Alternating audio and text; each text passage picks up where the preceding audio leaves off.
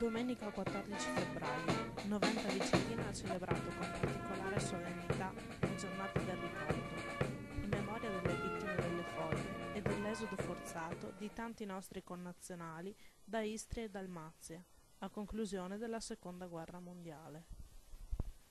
Dopo la celebrazione della messa in Duomo, un corteo accompagnato dalla banda cittadina ha raggiunto Via dei Martiri delle Foibe, in pieno centro. Qui, di fronte alla lapide che ricorda l'evento storico e alla presenza delle autorità civili e militari, dopo la deposizione di una corona d'alloro, il sindaco Marcello Spigonorum ha commemorato le vittime innocenti di una pulizia etnica che fino a pochi anni fa è stata volutamente nascosta. Nel 2004, con la legge 92, lo Stato italiano ha istituito la giornata del 10 febbraio di ogni anno, il giorno del ricordo, per onorare tutte le vittime delle foibe, e in quell'anno il nostro comune, tra i primi in Italia, ha dedicato loro questa via centrale.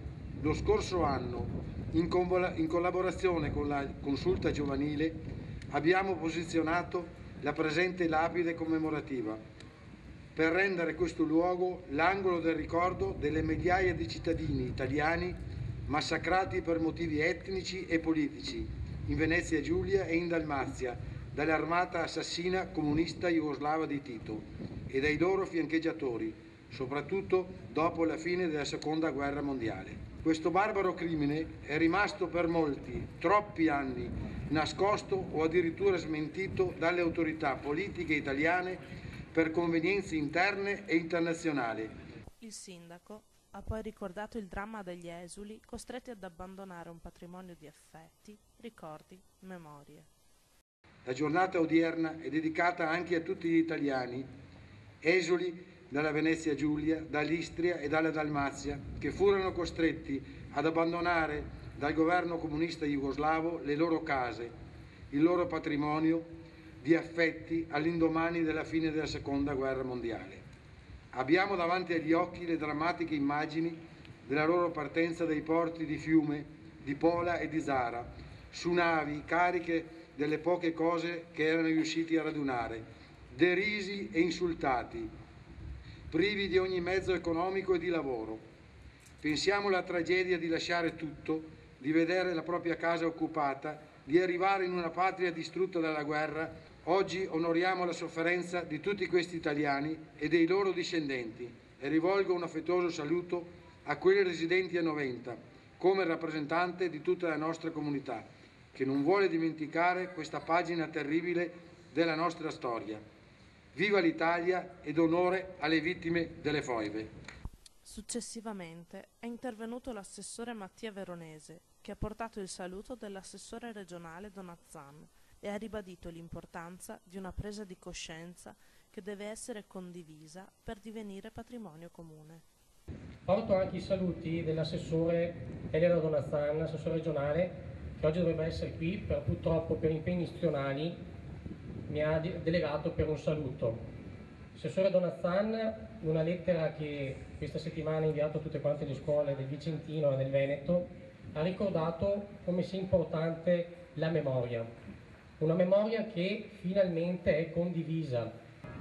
Le vittime delle foibe, gli esuli, sono stati, l'unica colpa che avevano loro era di essere italiani. La memoria è il momento della giustizia, è il momento in cui il nostro popolo si identifica in una nazione, in una bandiera, di valori che non sono appartenenti a una o l'altra parte, ma devono essere condivisi da tutta quanta la nazione italiana. Al termine della giornata, ecco le considerazioni conclusive del sindaco. Nell'attuale contesto storico, che valore assume tale ricorrenza? È un valore, sicuramente un valore di sentimenti, perché dopo tantissimi anni, dopo che è stata instaurata la legge per la giornata del ricordo, finalmente, pubblicamente, con la partecipazione delle autorità, con la partecipazione delle scuole, con la partecipazione di una parte di quell'apparato pubblico, si ricorda questa grande vergogna che sono state le foibe. Una famosa massima afferma che solo la verità rende liberi. Ora che finalmente è stata fatta piena luce ed è stata restituita la storia e la verità sulle foibe, che cosa si augura per il nostro Paese? Io mi auguro che sia un riconoscimento non solo di facciata da parte di chi ha avuto la responsabilità di nascondere questi crimini, la responsabilità di praticamente andare a giustificare chi li ha commessi.